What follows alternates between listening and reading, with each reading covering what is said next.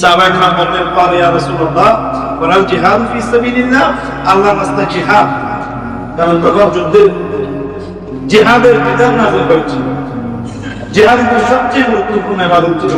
তখন সাহাবায়ে কেরাম জিহাদের মর্যাদা জানতেন। জিহাদে না যাওয়ার কারণে তিনজন ব্যক্তি মসজিদে নববীর পিলারের সাথে নিজেকে আটকে রেখেছিল। রাসূলুল্লাহ তাদের সাথে কথাবার্তা, লেনদেন, সালাম কালাম, উঠা বসা সব কিছু বন্ধ করার নির্দেশ দিয়েছিলেন। জিহাদে না যাওয়ার কারণে তারা নিজেদেরকে মসজিদে নববীর পিলারের সাথে বেঁধে রেখেছে। এমনকি তাদের স্ত্রীদেরকে বলা হলো যে তোমরা তোমার স্বামীগুলো থেকে চলে যাও, এদের সাথে তোমাদের টাকা এখন হারাম। তারা জিহাদে যায় না, কারণ জিহাদ ফরজ ছিল। জিহাদের এত গুরুত্ব, ইয়া রাসূলুল্লাহ জিলহজের প্রথম 10 দিনের আমল জিহাদের চেয়েও বেশি গুরুত্বপূর্ণ। আমার নবী বলেছেন জিলহজের প্রথম 10 দিনের আমল জিহাদের চেয়েও বেশি গুরুত্বপূর্ণ।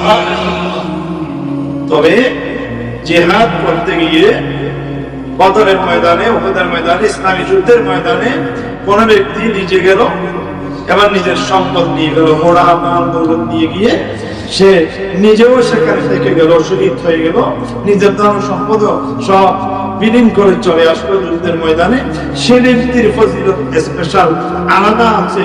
কিন্তু জিহাদের 10 দিনের আমল জিহাদের ময়দানে যাওয়ার চেয়েও আরো আছে। আমাদের অনেকে এমন আছি, রমজানে কোরআন পড়েছিলাম, বাকি 2 মাস পর্যন্ত হয়তো কোরআন ধরা হয়নি। আসলে তাহলে আমার আল্লাহর কাছে বেশি যেহেতু প্রিয়, আমরা একটু কোরআনটা আরেকবার পড়ি।